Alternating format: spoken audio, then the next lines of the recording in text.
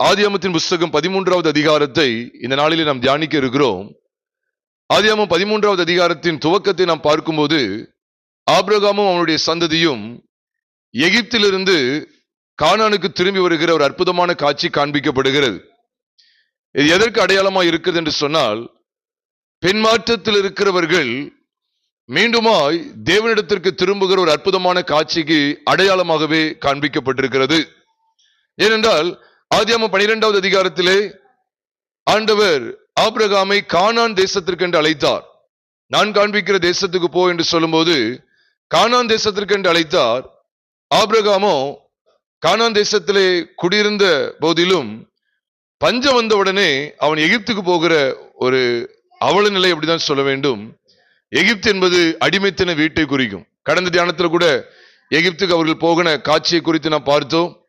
எகிப்தில எவ்வளவு ஆடம்பரங்கள் பெருகி இருந்தது, எகிப்தினுடைய ஆசாபாசங்கள் எப்படிப்பட்டவைகள், எகிப்து அடிமைத்தன வீடு என்று சொல்லி வேதத்திலே சொல்லப்பட்டிருக்கிறது யாத்திராமத்தின் புஸ்தகத்திலே. அப்போ தேவனுடைய நடத்தலுக்கு உட்பட்டு காணப்பட வேண்டிய ஆபிரகாமும் அவனுடைய சந்ததியும் மாம்சத்துக்கு இடம் கொடுத்து அவர்கள் எகிப்துக்கு கடந்து போனார்கள். எகிப்துக்கு போனதனுடைய விளைவு என்ன? ஆகாரையும் கூட்டிக் கொண்டு வர வேண்டிய சூழ்நிலை. அதைத் தொடர்ந்து ஆகார் மாம்சத்தின் மேல் நம்பிக்கை வைக்கக்கூடிய ஒரு பயங்கரமான அவல நிலை ஏற்படுகிறதை ஆபிரகாமுடைய குடும்பத்தில் நீங்களும் நானும் பார்க்க முடியும். ஆனால் ஆதியாகமத்தின் புஸ்தகம் 13வது அதிகாரத்தின் துவக்கத்தை நாம் பார்க்கும்போது இங்கே ஆபிரகாம் அவனுடைய சந்ததி எகிப்தை விட்டு தென் திசைக்கு வருகிற ஒரு அற்புத காட்சி காண்பிக்கப்படுகிறது. அதாவது கானான் தேசத்துக்கு அவர்கள் திரும்பி வருகிறார்கள். இது உண்மையாகவே எதற்கு நிழலாட்டமா இருக்குது என்று சொன்னால், தடுமாற்றத்திற்குள் போன ஆபிரகாமின் சந்ததியாகிய கிறிஸ்துவின் சந்ததி, ஒருவேளை இயேசு கிறிஸ்துவின் இரத்தத்தினால் கழுவப்பட்டவர்கள் கூட சில சூழ்நிலையிலே பின்வாங்கி போகிறார்கள். அதுபடினால்தான் ஆண்டவரால் அழைக்கப்பட்டு மகா மென்மையாய் வழிநடத்தப்பட்டு வந்த ஆபிரகாமின் சந்ததி தடுமாறி எகிப்துக்கு போய் விடுகிறார்கள். அப்ப இதே போலதான் நம்முடைய வாழ்க்கையிலும் சில சூழ்நிலையிலே தடுமாற்றங்கள் உண்டு. ஆனால் நாம் விசுவாசத்தில் உறுதியாக இருக்க வேண்டும் என்று தேவன் நம்மிடத்தில் எதிர்பார்க்கிறார். பாருங்கள், தடுமாறி பின்மாற்றத்துக்கு இடம் கொடுத்த ஆபிரகாமின் சந்ததியை மீண்டும் ஆண்டவர் கானானுக்கு கொண்டு வருகிற ஒரு அற்புதமான காட்சியை பார்க்கிறோம்.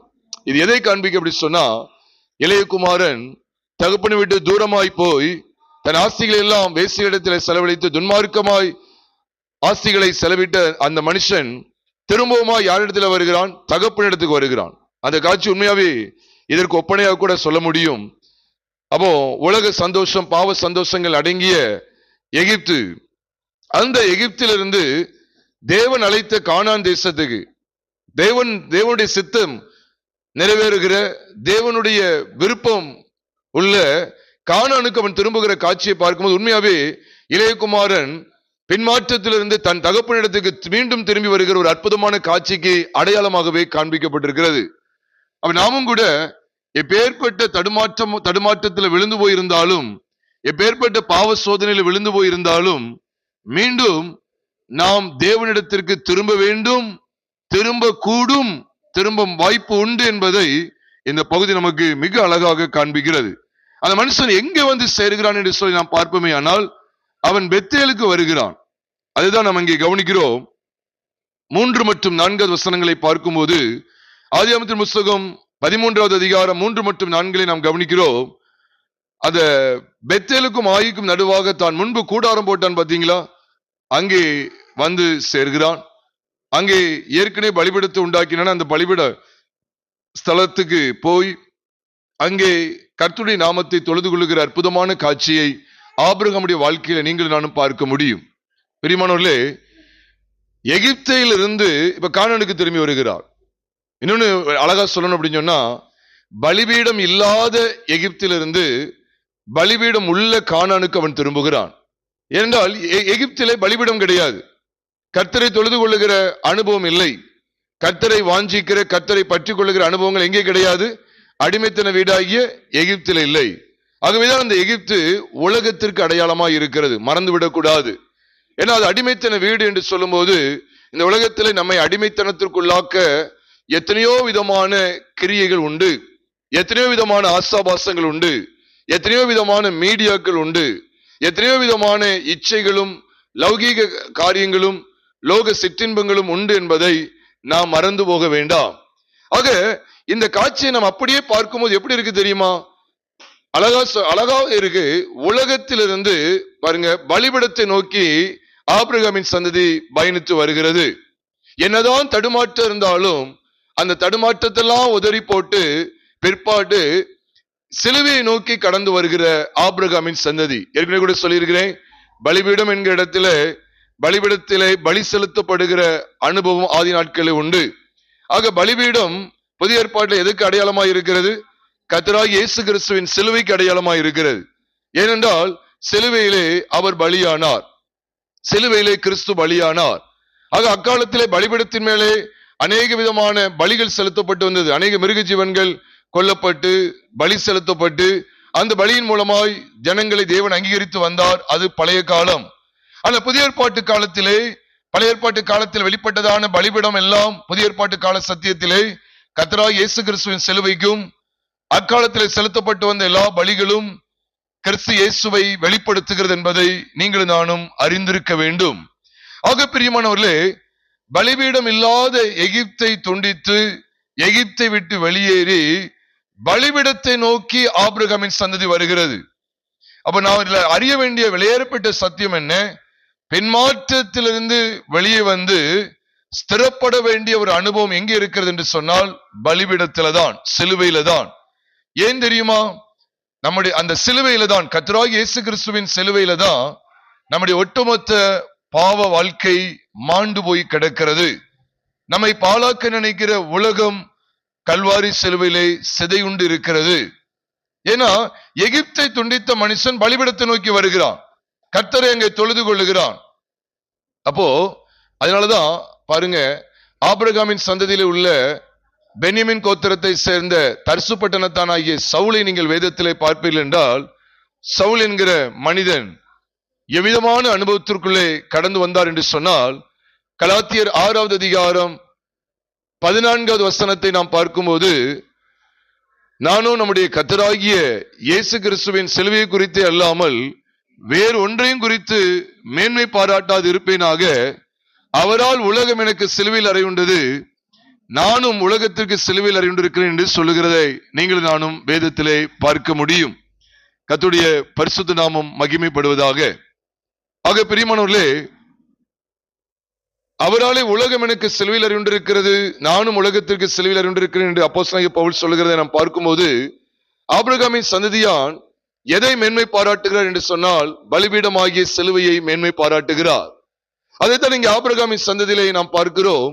ஆபிரகாமின் சந்ததி எகிப்திலிருந்து பலிபீடத்தை நோக்கி பயணிக்கிறது. எங்கே இருந்து பலிபீடத்தை நோக்கி பயணிக்கிறது?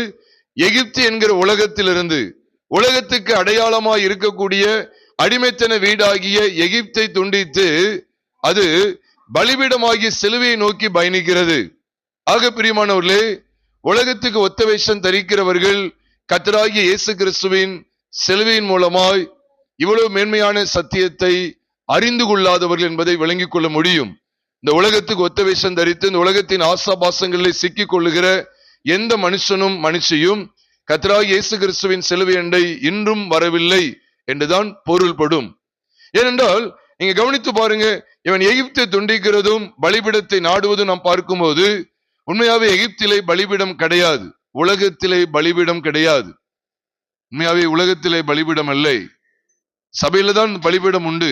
கர்த்தராகிய இயேசு கிறிஸ்துவின் சிலுவையை குறித்து பிரசங்கிக்கிறோம். ஆகவே இங்கே ஆபிரகாம் பாருங்க, எகிப்தை துண்டித்து பலிபீடத்தை நோக்கி கடந்து வருகிறான், பெத்தேலை நோக்கி கடந்து வருகிறான். அங்கே கர்த்தருடைய நாமத்தை தொழுது கொள்ளுகிற அற்புதமான காட்சியை நாம் பார்க்கிறோம். அதை தொடர்ந்து நாம் பார்க்கிறோம் பாருங்க, பலிபீடத்துக்கு வந்து கர்த்தரை தொழுது கொள்ளும் போது எப்பவுமே ஞாபகிச்சுக்கங்க, பலிபீடம் இல்லையே தொழுகை, அதாவது வர்ஷிப் என்பதும் இல்லை, ஆராதனை என்பதும் இல்லை என்பதை விளங்கிக் கொள்ளணும். இவன் பலிபீடத்துக்கு வந்துதான் அங்கே கர்த்தருடைய நாமத்தை தொழுது கொண்டான். அங்கே அப்படி சொல்லப்பட்டிருக்கு பாத்தீங்களா? அங்கே என்றால் அந்த பலிபீடத்தின் ஸ்தலம், பலிபீடம் எங்கே இருக்கிறதோ அந்த ஸ்தலம். பலிபீடம் இல்லாமல் தொழுது கொள்ளுதல் இல்லை. நோ ஆல்டர், நோ வர்ஷிப் அப்படிங்கிற அந்த வெளிச்சத்தை நாம் இங்கே படிக்கிறோம். அதனால இன்னைக்கு கையை தட்டியோ அல்லது ஆரவரித்து ஆடல் பாடலோடு அநேக சபைகளிலே அநேக ஆராதனைகள் நடைபெற்று கொண்டிருக்கிறது. அவர்களுக்குள்ளே பணாசையும் பொருளாசையும் பதவி ஆசையும் பலவிதமான லோக சிற்றின்பங்களும் பலவிதமான உலகத்துக்கு அடுத்த காரியங்களும் நிரம்பி இருக்கிறபடியினாலே அவர்கள் என்னதான் கைகளை தட்டி ஆடிப்பாடி கர்த்தரை ஸ்தோத்திரம் பண்ணினாலும் அது தேவன் விரும்பத்தக்க ஆராதனை அல்ல என்பதை திட்டவட்டமாய் விளங்கிக் கொள்ள வேண்டும். ஏனென்றால் ஆபிரகாமின் சந்ததி நம்ம எதுக்கு இதை உன்னிப்பா கவனிச்சுட்டு இருக்கோம் அப்படின்னு சொன்னா, ஆபிரகாமின் சந்ததி கிறிஸ்துவின் சந்ததி என்பதை நீங்களும் நானும் நன்கு அறிகிறோம். அதான் தொடர்ந்து பைபிள் ஸ்டடியில தியானித்து வருகிறோம். ஆபிரகாமின் சந்ததி கிறிஸ்துவின் சந்ததி. ஏனென்றால் கலாத்தியர் 3வது அதிகாரம் 16வது வசனத்திலே பார்க்கிறோம், உன் அநேக அதாவது உன் சந்ததிக்கு என்று ஒருவனை குறித்து சொல்லியிருக்கிறார். அநேக சந்ததிகளுக்கு என்று சொல்லாமல் உன் சந்ததிக்கு என்று ஒருவனை குறித்து சொல்லியிருக்கிறார். அந்த சந்ததி கிறிஸ்துவே என்று சொல்லி நாம் பார்க்கிறோம். அப்ப ஆபிரகாமின் சந்ததி எந்த சந்ததி அறியப்படுகிறது? கிறிஸ்துவ. அப்போ இங்கே ஆதியாகமத்தின் புத்தகம் 13வது அதிகாரத்திலே இன்றைய பைபிள் ஸ்டடியிலே நாம் தியானிக்கக்கூடிய விசேஷம் என்னவென்றால், ஆபிரகாமின் சந்ததியினுடைய அசைவிலே கிறிஸ்துவின் சந்ததி நீங்களும் நானும் பார்க்க அழைக்கப்பட்டிருக்கிறோம். அப்ப எகிப்தை கடந்து பலிபீடத்தை நோக்கி வருகிறது. உலகத்தை எல்லாம் கலைந்து போட்டு பலிபீடம் சிலுவையை நோக்கி பயணிக்கிறது. அது மட்டும் இல்ல, சிலுவைக்குள்ளே வரும்போதுதான் உண்மையான தொழுகை இருக்கிறது என்பதை வேதம் காண்பிக்கிறது. அங்கே கர்த்தருடைய நாமத்தை தொழுது கொண்டான் என்று அங்கே எழுதப்பட்டிருக்கிறது. அங்கே அதுதான் நான் ரொம்ப உன்னிப்பா கவனிக்கணும். சும்மா எல்லா இடத்திலும் என்ன செய்ய முடியாது, நாம் இதை தேவனை ஆராதிக்க முடியாது. நான் இடத்தை குறித்து பேசல. எல்லா இடமும் அப்படி சொல்லும் போது நான் இடத்தை குறித்து பேசல. காட்டுல கூட தேவனை ஆராதிக்கலாம், ஒரு ரோட்ல நின்றுட்டு கூட தேவனை ஆராதிக்கலாம், ஒரு மரத்தடியில கூட நின்றுட்டு தேவனை ஆராதிக்கலாம், ஒரு கடற்கரை ஓரத்துல கூட தேவனை ஆராதிக்கலாம். நான் அப்படிப்பட்ட இடங்களை குறித்து சொல்லல. பனாசை என்கிற இடத்துல இருந்து கொண்டு நீங்களும் நானும் கர்த்தரை ஆராதிக்க முடியாது. அதனாலதான் ஆபிரகாம் எதை நோக்கி வருகிறான் என்றால், பலிபீடத்தை நோக்கி வந்து அந்த பெத்தேல் அந்த பலிபீடம் இருக்கக்கூடிய ஸ்தலத்திலே கர்த்தருடைய நாமத்தை தொழுது கொள்ளுகிறான். பலிபீடம் இல்லாத இடத்திலே நாம் தொழ முடியாது, நாம் தேவனை தொழுது கொள்ள முடியாது. அப்ப பலிபீடம் இருக்கக்கூடிய இடத்துலதான் கர்த்தரை தொழுது கொள்ள முடியும். அப்ப நம்முடைய வாழ்க்கையிலே நம்முடைய இருதயத்திலே பலிபீடத்தின் மேன்மை உண்டா? பலிபீடமாகிய சிலுவை குறித்த செய்தி உண்டா? பலிபீடமாகிய சிலுவையிலே உங்களுடைய என்னுடைய பழைய வாழ்க்கை மாண்டு போனதா? சிலுவையில் அறையப்பட்டிருக்கிற அனுபவம் உண்டா? அந்த அனுபவத்தை பெற்றிராத பட்சத்தில் நாம் எவ்வளவுதான் தேவனுக்கென்று ஆராதனை செய்தாலும் அந்த ஆராதனை தொழுது கொள்ளுதல் அவருக்கு முன்பாக செல்லாது, அவரால் அங்கீகரிக்கப்படாது. ஆகவேதான் கிறிஸ்துவின் சந்ததிக்கு அடையாளமாய் முன் அடையாளமாய் ஆபிரகாமின் சந்ததி பலிபீடம் இருக்கக்கூடிய இடத்திலே, பலிபீடத்துக்கு மத்தியிலே கர்த்தருடைய நாமத்தை தொழுது கொள்ளுகிற அற்புதமான காட்சி உண்டு. கர்த்தருடைய பரிசுத்த நாமம் மகிமைப்படுவதாக. அதை தொடர்ந்து நாம் கவனிக்கும் போது இன்னைக்குள்ள இந்த பைபிள் ஸ்டடியில் இந்த ஆதியாகமம் 13வது அதிகாரம் முழுமையை நாம் பார்க்க இருக்கிறோம். அதை தொடர்ந்து நாம் பார்க்கும்போது அங்கே ஆபிரகாமுடைய மந்தை மேய்ப்பருக்கும் லோத்துடைய மந்தை மேய்ப்பருக்கும் வாக்குவாதம் உண்டாயிற்று. வாக்குவாதம் என்னைக்குமே இதெல்லாம் நம்ம சந்தித்தே ஆக வேண்டும். இது எதை காண்பிக்கிறது என்று சொன்னால், நாம் எந்த அளவுக்கு பலிபீடமாகிய சிலுவையை நாம் நெருங்கி வருகிறோமோ, எந்த அளவுக்கு பாவங்களுக்காக மனஸ்தாபப்பட்டு கிறிஸ்துவின் கல்வாரி சிலுவையிலே அவர் நமக்காக சிந்தின இரத்தத்தினாலே பாவ மன்னிப்பாகிய மீட்பை பெற்றுக்கொண்டு உலகத்தையும் மாம்சத்தையும் வேறு அறுக்கப்பட்ட நிலைமையிலே, உலகமும் மாம்சம் வேறறுக்கப்பட்ட நிலைமையிலே கல்வாரி சிலுவையின் மூலமாய் நாம் சுத்திகரிப்பை பெற்றுக் கொண்டவர்களாய் இந்த பூமியிலே தேவனை தொழுது கொள்ள தொடர்ந்து குடும்பத்திலே பிரச்சனைகள் வருகிறது. சொல்றதுக்கு ஆச்சரியமா இருக்கும். குடும்பங்களிலே பிரச்சனைகள், சொந்த குடும்பங்களில பிரச்சனை. அதுக்கு முந்தின அதிகாரத்துல கூட உலகத்தாருக்கு இவங்களுக்கு தான் பிரச்சனை, இவங்க சந்ததிக்குள்ள பிரச்சனை இல்ல. எகிப்தின் சந்ததியினருக்கும் ஆபிரகாமின் சந்ததிக்கு தான் பிரச்சனை வருது எகிப்தில வைத்து. ஆனால் எந்த அளவுக்கு நீங்க பலிபீடத்தை நெருங்கி போகிறீர்களோ அந்த அளவுக்கு குடும்பத்திலையும் பிரச்சனையை நாம் சந்திக்கணும். நீங்க ஆதியாகமம் 12 அதிகாரம் 8ஆம் வசனத்துல பலிபீடம் உண்டாக்கி கர்த்தரை தொழுது கொள்றார், நமக்கு தெரியும். ஆதியாகமத்தின் புத்தகம் 12வது அதிகாரம் 8வது வசனத்துல கர்த்தருக்கென்று பலிபீடம் கட்டி அங்கே கர்த்தரை தொழுது கொள்ளுகிறார். அதை தொடர்ந்து பாருங்க, உலகத்துல பிரச்சனை அவன் சந்திக்க வேண்டியது இருந்தது. உலகத்திலே பிரச்சனைகளை சந்திக்க வேண்டியது இருந்தது. பஞ்சத்தை சந்திக்க வேண்டியது இருந்தது. சாப்பாட்டுக்கே வழி இல்லாத நிலைமை, கொடிய பஞ்சத்தை சந்திக்க வேண்டியது இருந்தது. உடனே ஆபிரகாமுக்கு இப்படி ஒரு கேள்வி கூட வந்திருக்கலாமே அப்படின்னா, நான் கர்த்தரை தேடினேன், அவருக்கென்று பலிபீடம் கட்டினேன், அந்த பலிபீடத்திலே அவரை நான் தொழுது கொண்டேன், இவ்வளவு தேவனை நான் தேடி அவருடைய சமூகத்தை நாடி அவரை நான் தொழுது கொள்ளக்கூடிய மனுஷன், ஏன் நான் இருக்கக்கூடிய இடத்திலே பஞ்சம் வந்தது என்று சொல்லி அவன் கேள்வி கேட்கவில்லை. அதையும் அவன் கடந்து போக முடிந்தது. உலகத்திலே உண்டாகிற காரியம், பொருளாதாரத்திலே பெரிய பிரச்சனை. ஆனால் அதை தொடர்ந்து வரும்போது பாருங்க, மேலும் அவன் பலிபீடத்தை நோக்கி இருக்கிற சமயத்திலே, பலிபீடத்தின் அனுபவத்துக்குள்ளே வரும்போது, கர்த்தரை இன்னும் கிட்டி சேரும் போது அவனுடைய வாழ்க்கையில் அடுத்த பிரச்சனை என்னன்னு பாத்தீங்கன்னா, சொந்த குடும்பத்திலே பிரச்சனை. இதெல்லாம் புது உடன்படிக்கையின் சபைக்கு முன்னிழல் பிரியமானவர்களே. ஏன்னா இந்த பைபிள் ஸ்டடியினுடைய கருப்பொருள் என்ன தெரியுமா? பரிசுத்த வேதாகமத்தில் சிலுவையை பற்றிய உபதேசம், அல்லது பரிசுத்த வேதாகமத்தில் புது உடன்படிக்கையின் சபை. இப்படிப்பட்ட கருப்பொருளில் தான் நாம் கர்த்தருடைய வார்த்தைகளை தியானித்து வருகிறோம். ஆக பிரியமானவர்களே, அப்போ பரிசுத்த வேதாகமத்தில் எவ்வளவு வெட்ட வெளிச்சமா புது உடன்படிக்கையின் சபை சிலுவை பற்றிய உபதேசம் வெளிப்படுத்தப்பட்டிருக்கிறது பாருங்க. ஆதிகால திருச்சபை எடுத்துக்கொண்டால், புது உடன்படிக்கையின் சபை ஆதியாமத்தின் மன்னிக்கவும் அப்போஸ்தல நடபடிகள் 3வது அதிகாரம் 4வது அதிகாரத்தை 3, 4, 5 ஆகிய அதிகாரங்களை பார்க்கும்போது சபைக்கு வெளியிலிருந்து பிரச்சனைகள் வருகிறது. எப்படி ஆபிரகாமின் சந்ததிக்கு வெளியிலிருந்து பிரச்சனை வருதோ, பலிபீடத்தை அவங்க நிப்பாட்டி பலிபீடத்தை ஏற்படுத்தி கர்த்தரை தொழுது கொண்டு வர்றாங்க. அதே போல ஆதி அப்போஸ்தலர்களும் பலிபீடமாகிய சிலுவையின் மூலமா ஜனங்கள் ரட்சிப்புகளை நடத்தி அருமையான கிறிஸ்தவ வாழ்க்கையை வாழ்ந்து வருகிற சமயத்திலே அவர்கள் வெளியிலிருந்து பிரச்சனை சந்தித்தார்கள், ஆபிரகாமின் சந்ததியார் சந்தித்தது போல. அது மாத்திரம் இல்ல, 2வது ஒரு பிரச்சனை சந்திக்கிறாங்க. நம்ம எல்லாருக்கும் தெரியும், அப்போஸ்தல நடபடிகள் 6வது அதிகாரம் 1ஆம் வசனத்திலே கிரேக்கரானவர்கள் எபிரேயருக்கு விரோதமாய் முறுமுறுத்தார்களாம். விதவைகள் அன்றாட விசாரணையிலே விசாரிக்கப்படவில்லை, திட்டமாய் விசாரிக்கப்படவில்லை என்று கிரேக்கரானவர்கள் எபிரேயருக்கு விரோதமாய் முறுமுறுத்தார் என்று சொல்லி பார்க்கும்போது, எல்லாமே ஒண்ணுக்குள்ள இருக்கிறவங்க பாருங்க. கர்த்தரை இன்னும் அதிகமாய் தேட தேட பாருங்க, சொந்த சபைக்குள்ள பிரச்சனை, அதாவது சொந்த குடும்பங்களுக்குள்ள பிரச்சனை வருது. அப்ப இது எல்லாமே எதுக்கு அடையாளமாய் காண்பிக்கப்பட்டிருக்கு என்று சொன்னால், எதற்கு திருஷ்டாந்தம் என்று சொன்னால், ஆபிரகாமின் சந்ததியார் பயணிக்கிற காட்சியை பார்க்கும்போது புது உடன்படிக்கையின் சபையும் அப்படிப்பட்ட பயணத்திலே, அப்படிப்பட்ட பாதையிலே கடந்து சென்றது. எப்படி பாருங்க, ஆபிரகாமின் சந்ததி கர்த்தரை தேட தேட பலிபீடத்தின் மூலமாய் பலிபீடத்தில் கர்த்தரை தொழுது கொண்டு தேட தேட தேட எகிப்து என்கிற உலகத்தை அவர்கள் சந்திக்க வேண்டியது இருந்தது. அது மட்டும் இல்ல, அதை தொடர்ந்து பலிபீடத்துக்குள்ளே வந்து கர்த்தரை தொழுது கொண்டு கர்த்தரை தேட, கர்த்தரை நெருங்கி ஜீவிக்க ஜீவிக்க சொந்த குடும்பத்திலையும் அவர்கள் பிரச்சனை அனுபவித்தார்கள். இதே காட்சியை தான் அதை நான் பகிர்ந்து கொண்டேன். அங்கே ஆதி திருச்சபைக்கு வெளியிலிருந்தும் பிரச்சனை வந்து, உலகத்தார் மூலமும் பிரச்சனை வருகிறது, சொந்த குடும்பம் சொல்லப்படுகிற ஒரே சபைக்குள்ளிருந்தும் பிரச்சனை வந்தது. ஆக பிரியமானவர்களே, இவைகள் எல்லாம் நமக்கு திருஷ்டாந்தமாக காண்பிக்கப்பட்டிருக்கு. ஆனால் ஆபிரகாம் வீழ்ச்சி அடைந்து விட்டாரா, அல்லது ஆபிரகாம் அழிந்து போய் விட்டாரா? சொல்லுங்க, அழிந்து போய் விட்டாரா? இல்லை.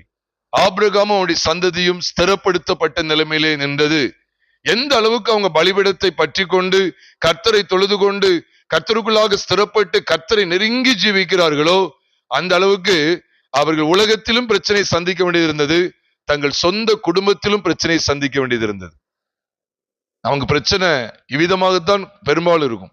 ஒன்று உலகத்திலிருந்து வரும், இல்லைன்னா வீட்டுக்குள்ள இருந்து வரும். இந்த 2 பிரச்சனைகளை ஆபிரகாமின் சந்ததி சந்தித்தது என்று சொன்னால், அது எதற்கு முன்னிழலா இருக்கிறது என்று சொன்னால், கிறிஸ்துவின் சரீரமாகிய சபையானது புதிய ஏற்பாட்டு காலத்திலே இவ்விதமான சவால்களை உலகத்திலிருந்தும் குடும்பத்திலேயும் சந்திக்க வேண்டியது இருக்கிறது என்பதை நீங்கள் நானும் திட்டவட்டமாய் அறிய வேண்டும்.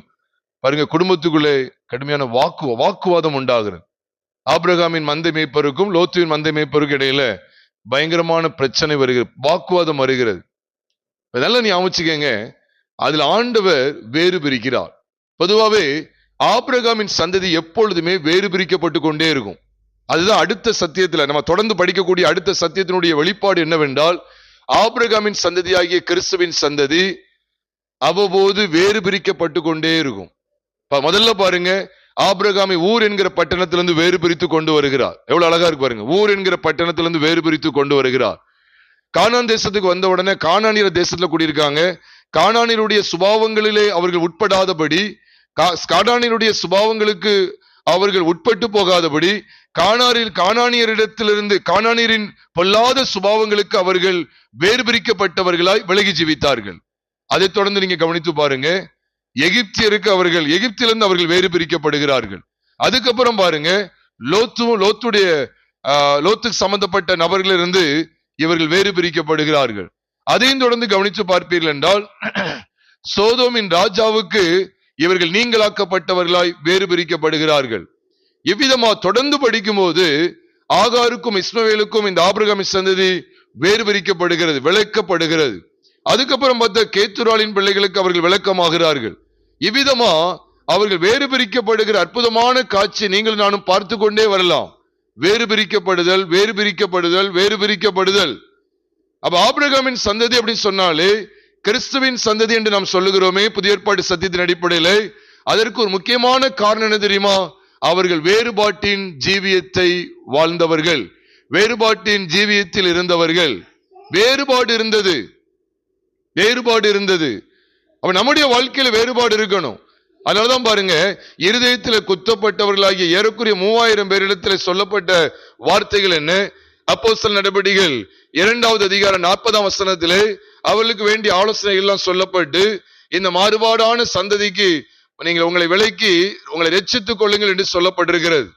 அப்ப ரட்சிக்கப்பட்ட தேவ ஜனம், அப்ப ஆபிரகாமின் சந்ததி தேவனால் அழைப்பை பெற்று அந்த ரட்சிப்புக்குள் வந்த கர்த்தரை விசுவாசித்து அவரை பற்றி கொண்டு வந்த தேவ ஜனமாகிய அந்த ஆபிரகாமின் சந்ததி வேறு பிரிப்பை தங்கள் வாழ்க்கையிலே கொண்டிருந்தார்கள். அதைத்தான் அப்போஸ்தலர் 2வது அதிகாரம் 40ஆம் வசனத்துல பார்க்கிறோம். அவர்கள் வேறு பிரிக்கப்பட வேண்டும். அதே மாத்திரம் 1 கொரிந்தியர் புஸ்தகத்திலே நாம் பார்க்கும்போது 1 கொரிந்தியரின் புஸ்தகத்திலே 6வது அதிகாரத்தை பார்க்க முடியும். 2 கொரிந்தியரின் புஸ்தகம் 6வது அதிகாரத்தை பார்க்க முடியும். இப்படி கொரிந்தியர் புஸ்தகம், எபேசியர், கொலோசையர், பிலிப்பியர், தெசலோனிக்கேயர் என்று சொல்லி இந்த புஸ்தகங்கள் எல்லாம் நாம் பார்க்கும்போது உலகத்துக்கு நாம் வேறுபட்டவர்களாய் காணப்பட வேண்டும். மாம்சத்தின் கிரியைகளுக்கு நீங்களும் நானும் முற்றிலுமாய் விலகி ஜீவிக்க வேண்டும் என்பதை திட்டவட்டமாய் காண்பித்து கொடுத்தார்கள் ஆதிகால அப்போஸ்தலர்கள்.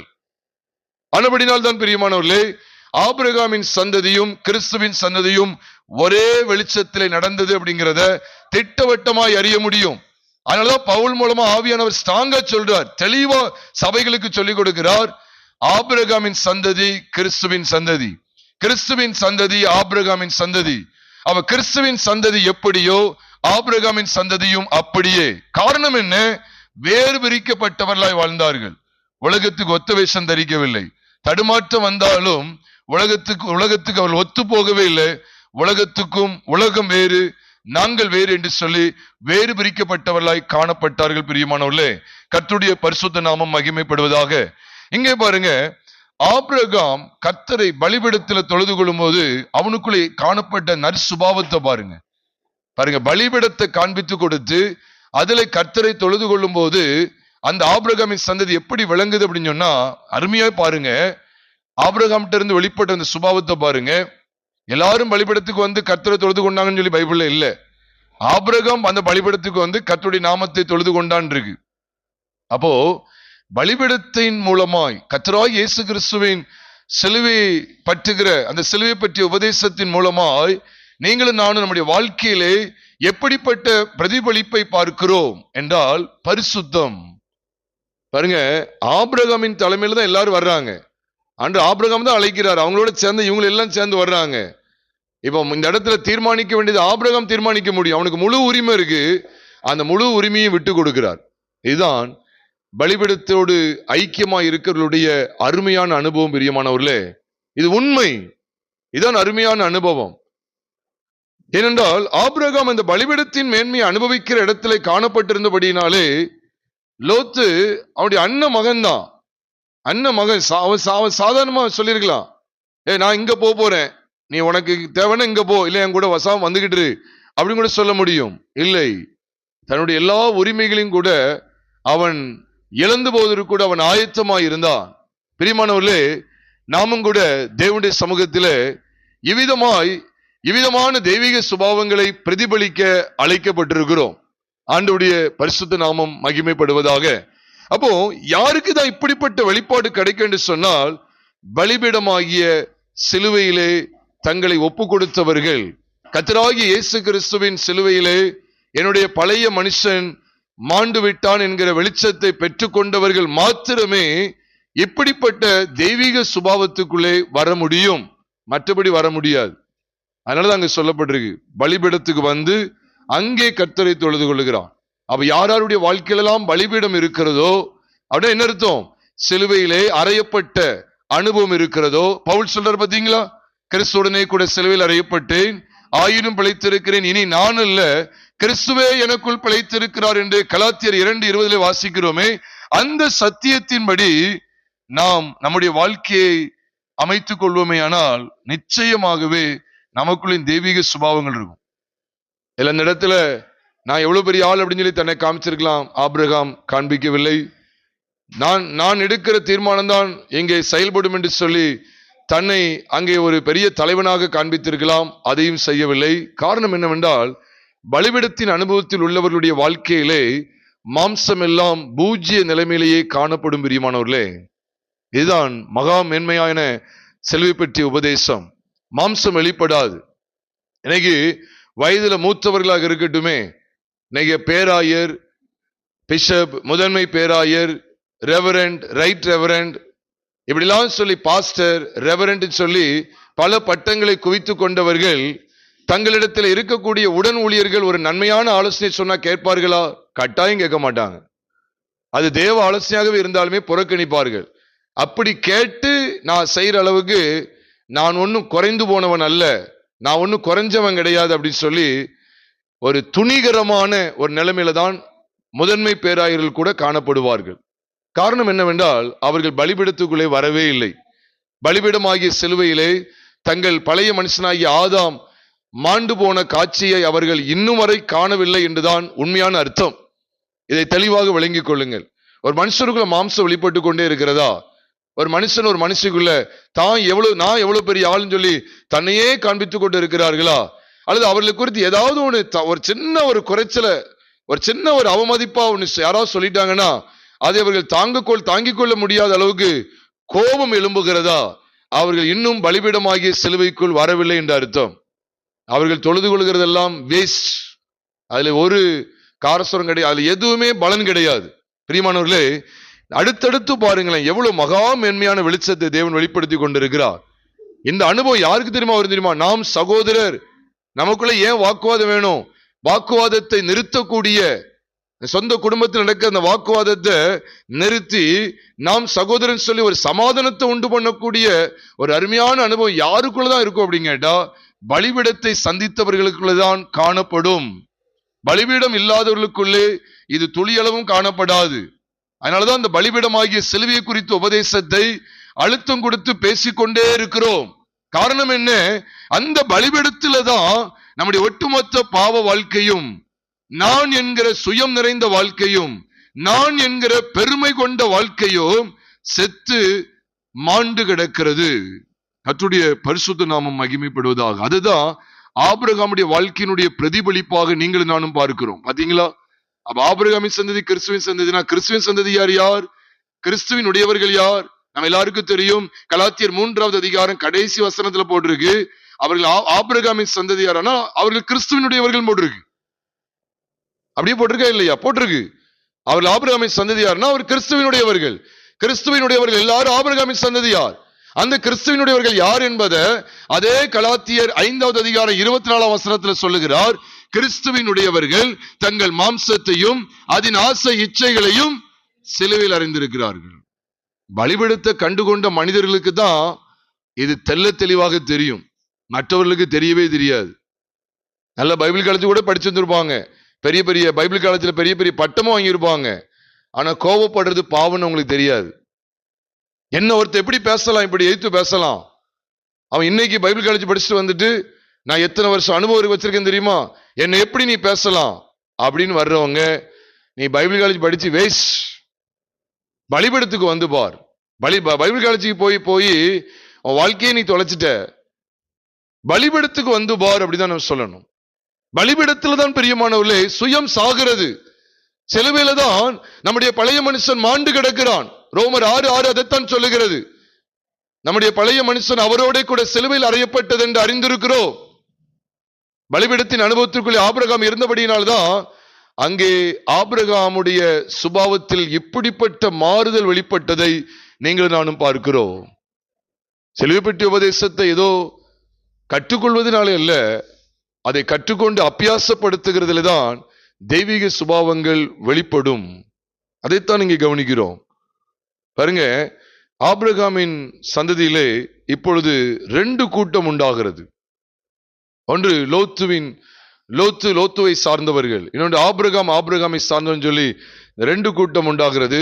இவன் லோத்து பிரிந்து போகிற காட்சியை இங்க படிக்கிறோம். நல்லா பாருங்க, லோத்து பிரிந்து போகிற காட்சியை இங்க படிக்கிறோம். இது எதை காண்பிக்கிறது என்று சொன்னால், லோத்துவுக்கு எது விருப்பமா இருக்கு அப்படி சொன்னா, உலகத்தினுடைய செல்வங்கள் தான் அவனுக்கு மகா மேன்மையா இருக்கிறது. அவன் விசேஷமா எங்க போக அதிக பிரயாசப்பட்டான் தெரியுமா? சோதோம்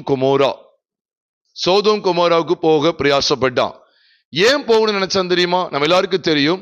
ஆதியாகமத்தின் புஸ்தகம் 13வது அதிகாரம் 10ஆம் வசனத்திலே லோத்து தன் கண்களை ஏறெடுத்து பார்க்கும்போது அந்த யோர்தான் நதிக்கு அருகான சமபூமி முழுவதும் நீர்வளம் பொருந்திருக்கிறதா இருக்க கண்டானாம். கர்த்தர் சோதோமையும் குமாரையும் அழிக்கும் முன்னே சோவாருக்கு போகும் வழி மட்டும் அது எப்படி இருந்ததா? கர்த்தருடைய தோட்டத்தை போலவும் எகிப்து தேசத்தை போலவும் இருந்தது என்று நாம் பார்க்கும்போதுதான் இங்க ஒரு முக்கியமானதை கவனிக்கணும்.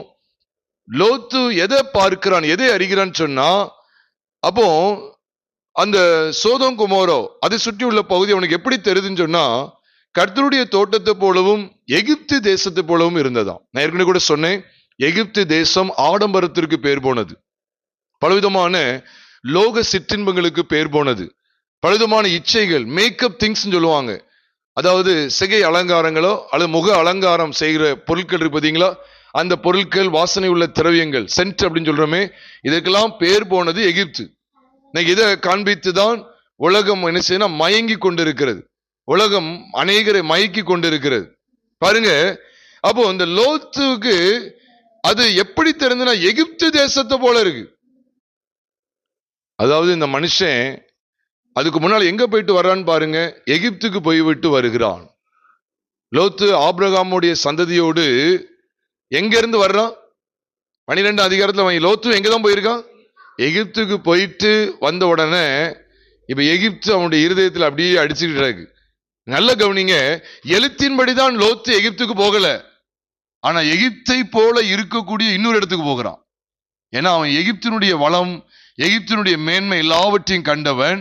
ஆனா ஆபிரகாமுக்கு தெளிவு இருந்தது, லோத்துக்கு தெளிவில்லை. அப்ப நல்லா யோசிச்சு பாருங்க, எகிப்துக்கு எழுத்தின்படிதான் இவன் போகல லோத்து, ஆனா எகிப்தை இருதயத்துல கொண்டு வந்துட்டான். இருதயத்துல தன்னுடைய எகிப்துக்கே போயிட்டான். உண்மையிலே அவனுடைய சரீர பிரகாரமா தான் எகிப்து போல. எகிப்துக்குமே ஏன் எகிப்தை போல இருந்ததுன்னு அவன் பாக்குறான்.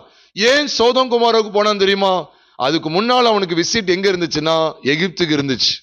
எகிப்துல போய் சந்திச்சுட்டு வந்தான், எகிப்தை பார்த்துட்டு வந்தான்.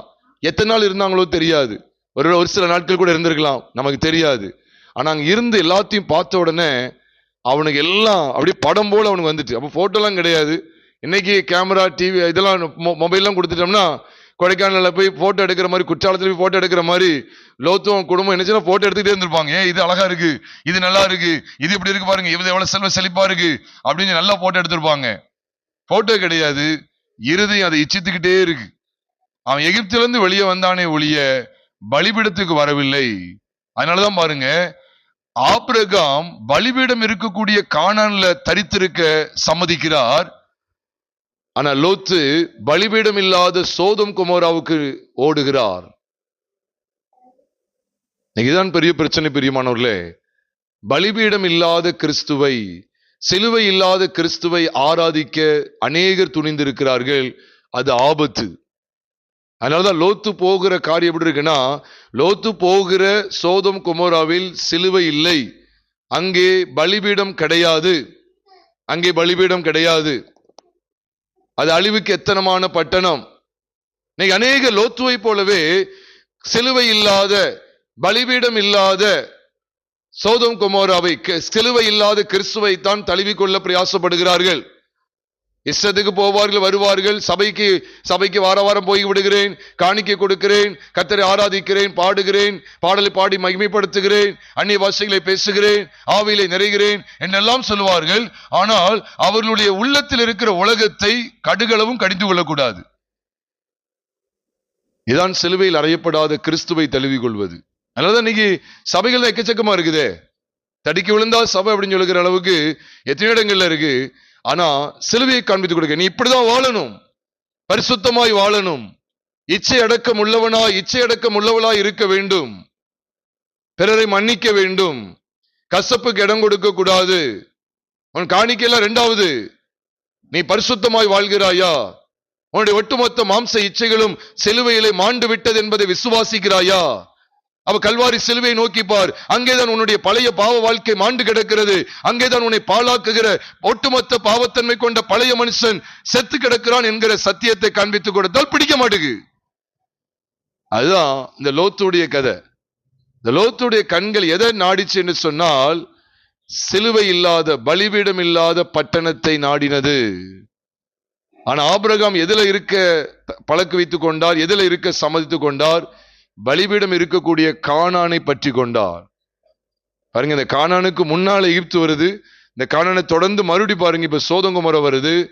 இந்த சோதோமுக்கு எதிரதான் அவன் கூடாரம் போட்டான் என்று சொல்லி ஆதியாகமம் 13வது அதிகாரம் 12ஆம் வசனத்திலே நாம் பார்க்கிறோம். சோதோமுக்கு நேரே கூடாரம் போட்டான் என்று நாம் பார்க்கிறோம். சோதோமுக்கு நேரே தான் போட்டிருக்கு. ஆனா ஆதியாகமத்தின் புஸ்தகம் 14வது அதிகாரம் 12ஆம் வசனத்தை பாத்தீங்கன்னா 13:12 அவன் சோதோமுக்கு நேரே கூடாரம் போட்டான் இருக்கு.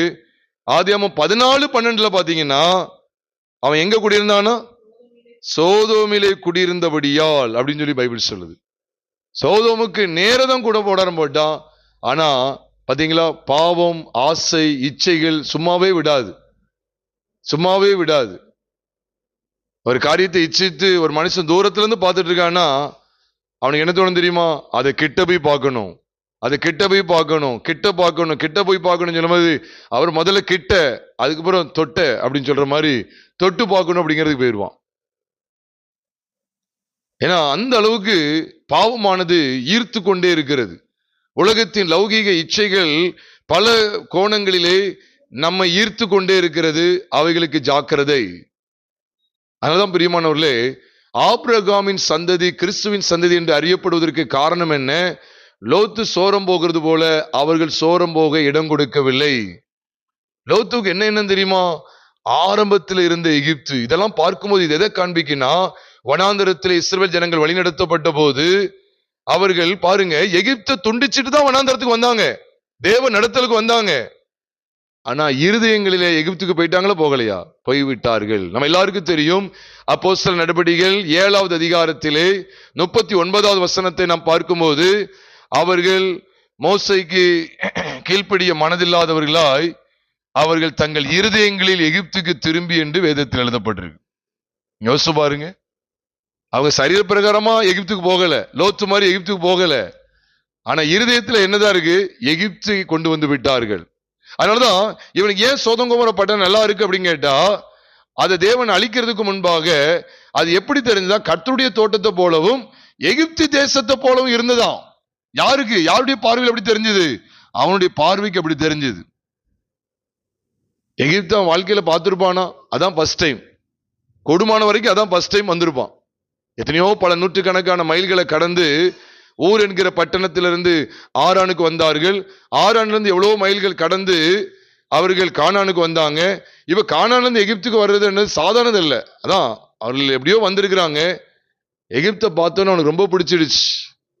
அவ எகிப்தினுடைய வளம், எகிப்தினுடைய ஆடம்பரம், எகிப்தினுடைய செழுமை எல்லாம் அவனுடைய இருதயத்தில் அப்படியே ஒட்டிக்கிட்டு இருக்கு. பிரியமானவர்களே, இப்படிப்பட்ட சூழ்நிலையிலே நிச்சயமாகவே நாம் ஆபிரகாமின் சந்ததியாரோடு பயணிக்க முடியாது. அந்த வெளிச்சத்தை பாருங்க. கிறிஸ்துவின் சரீரமாகிய சபையாரோடு நீங்களும் நானும் ஒன்றிணைந்து பயணிக்க முடியாது. அதுதான் நீங்க வெட்ட வெளிச்சமா காண்பிக்கிறார். ஏனென்றால் இந்த லோத்துவுக்குள்ளாக எகிப்தின் ஆடம்பரம் ஒட்டி இருந்தது. எழுத்தின்படிதான் வெளியே வந்திருக்காங்க. அநேக பெயர் கிறிஸ்தவர்களை பார்க்கிறோம். சபைக்கு போறேன் சொல்றாங்க. இனி எல்லாம் நான் ஏசப்பாவுக்காக தான், நான் இயேசுக்காக தான் வாழ்வேன் சும்மா சொல்லியிருந்தாங்க. ஆனா உலகம் அவர்களுக்குள்ளே ஒட்டி இருக்கிறது. உண்மையா இல்லையா? நீ நிறைய வாழ்க்கையில உலகமும் மாம்சம் ஒட்டி இருக்கு. கடமைக்கு பாட்டு பாடுறாங்க.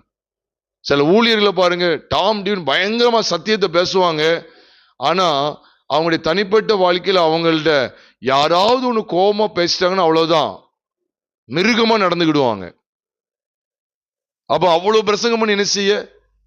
கர்த்தரை பாடல் பாடி உற்சாகமா கர்த்தரை அப்படி துள்ளி அப்படி ஆரவரிப்பாங்க, பயங்கரமா கர்த்தரை துதிப்பாங்க, ஸ்தோத்தரிப்பாங்க. ஆனா அவங்களுடைய நடைமுறை வாழ்க்கையில அவங்க இன்னும் ஜாதி பார்த்து கொண்டுதான் இருக்கிறாங்க. அதான் சொல்றேன், நீங்க நம்ம எவ்வளவுதான் நம்ம கர்த்தரை ஆராதிக்கிறவங்களா, கர்த்தருக்கு பயங்கரமா ஊழியம் செய்யறவங்களா நம்மளை காமித்து கொண்டாலும் பாருங்க, லோத்து என்ன செய்யறான் தெரியுமா? நல்லா பாருங்க, எகிப்தை துண்டித்தது போல வெளியே தெரியுது. எகிப்தை துண்டிச்சுட்டான், எகிப்துல இருந்து வெளியே வந்துட்டான். ஆபிரகாம போல லோத்தும் பாருங்க எகிப்தை துண்டிச்சு வந்துட்டான். பாருங்க, அது மட்டும் இல்ல, அவன் பயணத்தை பார்த்தா நல்லா இருக்கு பாருங்க. டூப்ளிகேட் ஒரிஜினலோடு சேர முடியாது. ஒரு விதத்துல லோத்தும் ஆபிரகாமின் சந்ததியான் தான் இல்லையா? ஆபிரகாமின் சந்ததியான் தான். ஆனா அவனால ஒன்றிணைத்து பயணிக்க முடியுதா? இல்லை. ஒரு கட்டத்துல எல்லாமே அத்து போகிறது. இன்னைக்கு ஊழியம் செஞ்ச மாதிரி தெரியலாம், இந்த நாட்கள்ல கர்த்தரை ஆராதிக்கிற பெரிய ஆராதனை வீரர்கள் மாதிரி தெரியலாம். ஒரே பாட்டு இசையும் கூத்தும் கும்மாளமும் என்று சொல்லுகிற அளவுக்கு பயங்கரமா பாடல் எழுதுற கிருபை தந்துட்டார். பயங்கரமா பாட்டை எழுதி ஹிட் ஆயிட்டாங்க, பிரம்மாண்டமான ஊழியம் செய்யறாங்க, அங்க பயங்கரமா ஆவியில நிரம்புறாங்க. இந்த விசுவாசிகள் பயங்கரமானவங்க பாருங்க, உலகத்திலிருந்து ஆண்டவர்களை விடுவித்தார். எல்லாம் ரைட்டு.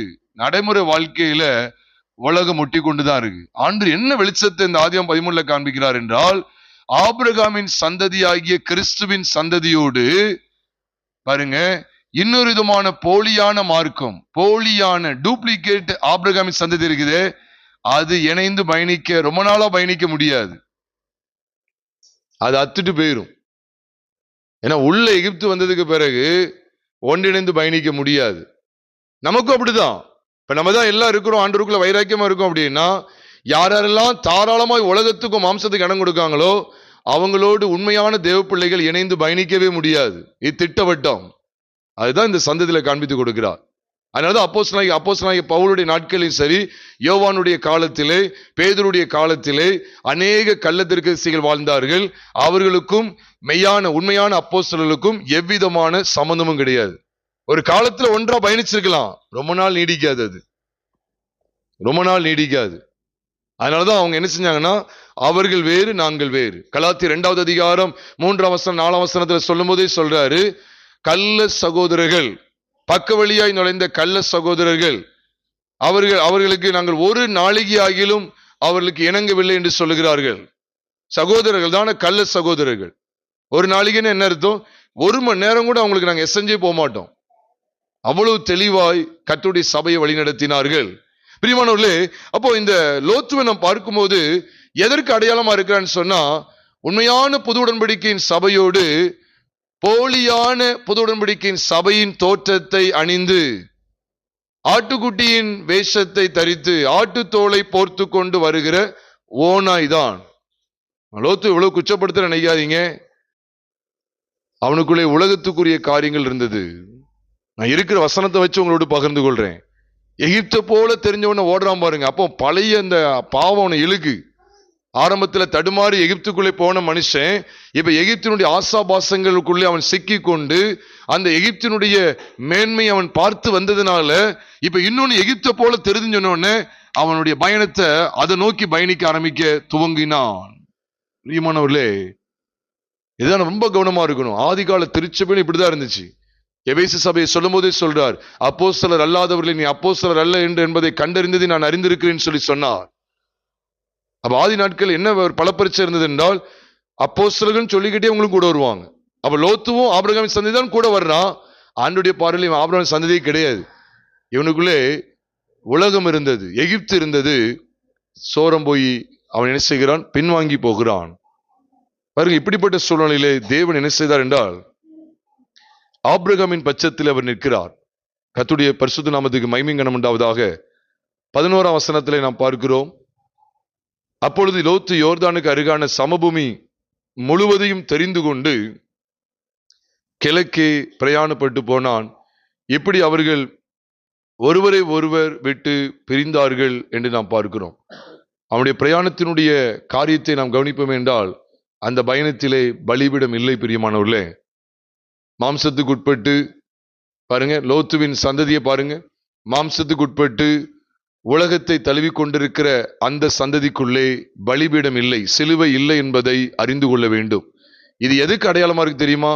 இவர்களும் ஒரு காலகட்டத்தில் ஆபிரகாமின் சந்ததியாக அறியப்பட்டிருந்தாலும் இது போலியான ஆபிரகாமின் சந்ததி. இன்னைக்கு எப்படி பாருங்க, இன்னைக்கு சபை வச்சிருக்கிறவங்க எல்லாம் ஆபிரகாமின் சந்ததி தான் சொல்றாங்க. அப்படித்தானே சொல்றாங்க. கிறிஸ்தவர்கள் எல்லாரும் என்ன சொல்றாங்க? நாங்கள் ஆபிரகாமின் சந்ததியார், ஆபிரகாமுடைய ஆசீர்வாதம் எங்களுக்கு உண்டு, நாங்களும் ஆபிரகாமின் சந்ததி, ஆபிரகாம் சந்ததி சொல்லிக்கிட வேண்டியதுதான். ஆனால் மாம்சத்துக்கு இடம் கொடுத்து லோத்துவை கவனியுங்கள், லோத்துவை சேர்ந்த கூட்டத்தை கவனியுங்கள். வாக்குவாதம் என்கிற மாம்சத்துக்கு இடம் கொடுத்து, உலகம் என்கிற அந்த செல்வ செழிப்புகளுக்கு இடம் கொடுத்து, அந்த யோர்தானி சமபூமி எங்கும் நீர்வளம் பொழிந்திருக்க கண்டான்னு சொல்லப்பட்டிருக்கு. அப்போ அது உலகத்தின் ஆடம்பரங்களுக்கு, உலகத்தின் ஆசாபாசங்களுக்கு, உலகத்தின் இழிவான இந்த இச்சை காரியங்களுக்கு இடம் கொடுத்து சோரம் போன ஒரு நிலைமைக்குள்ளே தள்ளப்படுகிறது இந்த லோத்துவின் சந்ததி. அங்கே பலிபீடம் இல்லை பிரியமானவர்களே. பலிபீடம் இருக்க இடத்திலே மாம்சமும் இருக்காது, உலகம் இருக்கு. அதனாலதான் பாருங்க, லோத்து எதுல மும்முரமா இருக்கான் தெரியுமா? தன் மாம்சத்தை நிலைநாட்டுகிறான். அவன் நினைச்ச சொல்லியிருக்கலாம், ஆபிரகாம் நீங்க என்னோட மூத்தவங்க, நீங்க தான் எங்களை கொண்டு வந்தீங்க, இவ்வளவு தூரம் நடத்துனீங்க, உங்க ஒத்தாசையில தான் இவ்வளவு நாள் நாங்க நடந்து வந்தோம், நீங்க என்ன என்கிட்ட கேட்கிறீங்க, நீங்க சொல்லுங்க அதன்படியே செய்வோம் அப்படின்னு சொல்லி சொன்னானா? சொல்லவே இல்லை. அவன் தெரிந்து கொண்டு அப்படின்னு சொல்லி போட்டிருக்கு பார்த்தீங்களா? அப்படின்னா என்ன அர்த்தம் தெரியுமா பிரியமானவர்களே? அவனுக்கு எல்லா உரிமை இருக்கிறது போல தன் மாம்சத்தை உயர்த்துகிறான். நான் செய்ய முடியும், நான் காரியத்தை சாதிக்க முடியும், நானும் பெரிய ஆள் தான், ஆபிரகாமோட நானும் பெரிய ஆள் தான் அப்படின்னு கூட அவனுக்குள்ளே மாம்சம் மேலோங்கி நின்றது. அது மாத்திரல்ல, உலகத்தின் ஆசாபாசங்களும் மேலோங்கி நின்றது. இப்ப ஆபிரகாம் எடுத்துக்கங்க, மாம்சத்தின்படி அவனை தன்னை உயர்த்தல, மாம்சம் எல்லாம் அவனுக்கு பூஜ்ய நிலைமையில் இருக்கிறது. அவனும் பார்க்கும்போது அதுவும் நீர்வளம் பொருந்தியதுதான். ஆனா அதை அவன் பார்த்தானா? அப்போ மாம்சமும் உலகமும் ஆபிரகாமுக்கு பூஜ்ய நிலைமையில் இருந்தது. மாம்சமும் உலகமும் 100% லோத்துவுக்கு காணப்பட்டிருந்தது. அதனாலதான் மிக மிக ஜாக்கிரதையா வாழணும் பிரியமானவர்களே. இது எதுக்கு அடையாளமா இருக்கு அப்படின்னு சொன்னா, மெய்யான திருச்சபைக்கும் போலியான திருச்சபைக்கும் உள்ள வித்தியாசத்தை கவனியுங்கள். பலிபீடமாகிய சிலுவையை பற்றி கொண்டிருந்த ஆபிரகாமையும், பலிபீடமே இல்லாத இடங்களுக்கு தீவிரிக்கிற லோத்துவையும் கவனித்து பாருங்கள். இதுதான் புது உடன்படிக்கையில காண்பிக்கப்படுகிறது. நீங்க எபேசிய நிருபத்தை எடுத்துக்கொள்ளுங்க, பிலிப்பிய நிருபத்தை எடுத்துக்கொள்ளுங்க, தெசலோனிக்கர் எடுத்து பாருங்க, கொரிந்து சபைக்கு சொல்லப்பட்டதை எடுத்து பாருங்க, ரோமருக்கு எழுதப்பட்ட நிருபத்தை எடுத்து பாருங்க. 2 விதமான வெளிச்சத்தை காண்பிக்கிறார். மாம்சத்துக்கும் உலகத்துக்கும் இடம் கொடுத்து சோரம் போன போலியான திருச்சபைகளை காண்பித்துக் கொடுக்கிறார், போலியான ஜனங்களை காண்பித்துக் கொடுக்கிறார், போலியான கிறிஸ்தவ மார்க்கத்தாரை காண்பித்துக் கொடுக்கிறார். அதே சமயம் இன்னொன்று, மாம்சத்தையும் உலகத்தையும் வெறுத்து தள்ளி பலிபீடமாகிய சிலுவையை பற்றுகிற, சிலுவையை பற்றின உபதேசத்தை தழுவி கொண்டிருக்கிற மெய்யான கிறிஸ்தவ மார்க்கத்தாரையும் காண்பித்துக் கொடுக்கிறார். இதைத்தான் ஆண்டவர் ஆதியாகமம் 13ஆம் அதிகாரத்துல நமக்கு காண்பிக்கிறார். பிரியமானவர்களே, புது உடன்படிக்கையின் சபை மாம்சத்துக்கும் உலகத்துக்கும் இடம் கொடுக்காது. கர்த்தருடைய பரிசுத்த நாமம் மகிமைப்படுவதாக. கடைசியா நான் சொல்லி முடிக்கிற காரியம் என்னவென்றால், அந்த ஆதியாகமம் 13ஆவது அதிகாரத்தின் கடைசி பகுதியிலே பார்க்கிறோமே பிரியமானவர்களே, 13ஆம் வசனத்திலே பார்க்கிறோம், சோதோமின் ஜனங்கள் பொல்லாதவர்களும் கர்த்தருக்கு முன்பாக மகா பாவிகளுமாய் இருந்தார்கள். அப்போ லோத்து தெரிந்து கொண்ட இடம் எவ்வளவு கொடியது பாருங்க. இவன் யாரோடு தான் ஐக்கியப்படும்படி கடந்து போறான் பாருங்க. அதுதான் படிப்படி அவனை அங்க கொண்டு போகிறது. பொல்லாதவர்கள், பொல்லாத ஜனங்களோடு மகா பாவிகள். நிறைய நேரங்கள்ல இந்த மாம்சத்துக்கும் உலகத்துக்கு இடம் கொடுத்து கர்த்தர் சும்மா நான் ஆராதிக்கிற சொல்றவங்க எல்லாம் பாத்தீங்கன்னா, அவங்களுடைய ஐக்கியம் யாரோடு இருக்குன்னு பாருங்க, பொல்லாத மனுஷர்களோடு கூட இருக்கும். அதுவும் இப்போ இதுக்கு திருஷ்டாந்தம் காண்பித்து கொடுக்கிறார். புதிய ஏற்பாட்டையும் காமிச்சு கொடுக்கிறார். அவர்களுடைய தேவன் வயிறு, அவர்கள் பூமிக்கு அடுத்தவர்களை சிந்திக்கிறார்கள், அவர்கள் துன்மார்க்கத்துக்கு இடம் கொடுத்திருக்கிறார்கள். பிரியமானவர்களே, துன்மார்க்கத்திற்கு இடம் கொடுத்திருக்கிறார்கள். ஆகவேதான் இந்த இந்த மனுஷனை பாருங்க, அவன் அந்த ஜனத்தை நோக்கி கடந்து போகிறான். 14வது வசனத்துல நாம் பார்க்கிறோம், லோத்து ஆபிராமை விட்டு பிரிந்த பின்பு கர்த்தர் ஆபிராமை நோக்கின்னு போட்டிருக்கு. லோத்து ஆபிராமை விட்டு பிரிந்த பின்பு யாருடைய சத்தம் ஆபிராமு கேட்கிறது? கர்த்தருடைய சத்தம் கேட்கிறது. எப்பவுமே ஞாபகம் வச்சுக்கங்க, ஆண்டவர் நம்மளை வேறு பிரிக்கிறார் என்று சொன்னாலே அவருடைய வெளியேற பெற்ற வார்த்தைகளை நமக்கு வெளிப்படுத்தி கொண்டே இருப்பார். இது உண்மை, 100% உண்மை. ஆபிரகாமின் சந்ததி கிறிஸ்துவின் சந்ததிக்கு ஒரு அருமையான அடையாளம் என்ன தெரியுமா? ஆண்டவர் நம்மளை சொந்த பாருங்க. இப்ப அண்ணன் பையன் வச்சுக்கோங்களேன், ஒரு உதாரணத்துக்கு லோத்து வந்து அண்ணன் பையன். இன்னைக்கு நம்மளுடைய வீட்லயும் குடும்பத்துல இப்படிதான், அண்ணன் பிள்ளைகள் நம்மகிட்ட சேர மாட்டாங்க, அக்கா பிள்ளைகள் நம்மளை பகைப்பாங்க, நம்முடைய விசுவாச நிமித்தமா நம்மளை பகைப்பாங்க. எதுக்குன்னா ஞாயிற்றுக்கிழமை காது குத்து வச்சோம், என்ன நீ என்ன வரையா செஞ்ச அப்படி சொல்லுவாங்க. பலவிதமான இன்னல்களுக்குள்ளே கடந்து போவோம். சில இடங்களில் பார்த்தீங்கன்னா நம்ம தேவனுடைய காரியமா ஒரு இடத்துக்கு போயிருப்போம், அதில் அது நிமித்தமா அவங்க வைத்திருந்த ஒரு ஃபங்க்ஷனுக்கு போக முடியாம இருந்திருக்கும், அது நிமித்தமா நம்மளை பகைப்பாங்க. பாருங்க, அவ்வளவு தூரம் லோத்து கூடவே இருந்த மனுஷன் ஆபிரகாமுட்டு பிரிந்த உடனே கர்த்தர் ஆபிரகாமுட்டு பேச ஆரம்பிக்கிறார். ஒருவேளை ஆபிரகாம் கூட தொய்ந்து போன நிலைமை கூட போயிருந்திருக்கலாம், நமக்கு தெரியாது. குடும்பத்தை விட்டு ஒரு மனுஷன் பிரிஞ்சு போறானுங்கிற போது அவனுக்கு சோர்வா கூட இருந்திருக்கலாம். ஆனா கர்த்தர் அவனை ஸ்திரப்படுத்துகிறார். எதை வச்சு ஸ்திரப்படுத்துறார் தெரியுமா? 4 திசையும் பார்க்க வைக்கிறார். எங்க பார்க்க வைக்கிறார்? வடக்கு, தெற்கு, கிழக்கு, மேற்குன்னு சொல்லி 4 பக்கமும் நோக்கி பாருன்னு சொல்லி பார்க்க வைத்து, பாருங்க என்ன எதுக்கு பார்க்க வைக்கிறார், என்ன சொல்றாரு தெரியுமா? உன் கண்களை ஏறெடுத்துன்னு சொல்லி தான் முதல்ல ஆரம்பிக்கிறார். எதுக்கு கண்களை ஏறெடுக்க சொன்னார் அப்படி சொன்னா, 10ஆம் வசனத்துல பாருங்க, தன் கண்களை ஏறெடுத்து பார்த்து. லோத்துவை எப்படி ஏற்கிறான் பாருங்க. லோத்துவை சாத்தான் ஏற்கிறான். உன் கண்களை ஏறெடுத்து பார். நாடகம் தெரிகிறதா? சினிமா நடிகர்கள் வருகிறார்களா? கண்களை ஏறெடுத்து பார். அங்கே ஜாதி பார்க்கிறவர்கள் இருக்கிறார்களா? கண்களை ஏறெடுத்து பார். அங்கே உனக்கு பிரியமான இச்சைக்கு ஏற்ற உன் கண்ணுக்கு பிரியமான ஒரு சகோதரன் அல்லது சகோதரி வருகிறார்களா பார். உன் கண்ணுக்கு பிரியமான ஒரு வீடியோ இருக்குதான் பார். உன் கண்களை ஏறெடுத்து பார். ஆண்ட்ராய்டு மொபைலில் உனக்கு என்ன வருகிறது? அப்படியே பார்க்கிறான். நீர்வளம் பொறி நல்லா இருக்கு, பார்க்க ரொம்ப நல்லா இருக்கு, அழகா இருக்கு, அழகான காட்சி. அப்ப செத்து மடிந்து போ. இங்க பாக்குறோம், உன் கண்களை ஏறெடுத்து அப்படின்னு சொல்லி சொல்றார். அங்கே மறைமுகமாய் சாத்தான் அவனை இயக்குகிறான். அதான் உண்மை, 100% உண்மை. இங்க இவரும் கண்களை எடுத்து பார்க்க சொல்றார். அதுதான் ரொம்ப ஜாக்கிரதையா இருக்கணும். போலியான கிறிஸ்தவ மார்க்கமும் கண்களை ஏறெடுத்து பார்க்குது. எப்படி பார்க்குது? அவங்களும் எதை பார்க்காங்க? அந்த சுத்தி இருக்கிற இடத்தை தான் பார்க்குது. இவரும் சுத்தி இருக்கிற இடத்த பார்க்க சொல்றாரு. ஆனா 2 கண்ணோக்கி பார்க்கிற, கண்களை எடுத்து பார்க்கிற இந்த 2 பேரும் வித்தியாசமான காரியங்களை பார்க்கிறாங்க. ஒருத்தன் பார்த்தது என்ன? அழிந்து போகிற வஸ்துக்களை நோக்கி பார்க்கிறான். இன்னொருத்தன் அதே உலகத்தை தான் பார்க்கிறான், தேவனுடைய வாக்குத்தத்தத்தை நிறைவேறுகிற காட்சியா பார்க்கிறான். நல்ல கவனிங்க, 2 பேருமே கண்களை எடுத்து பார்க்க வைக்கிறார்.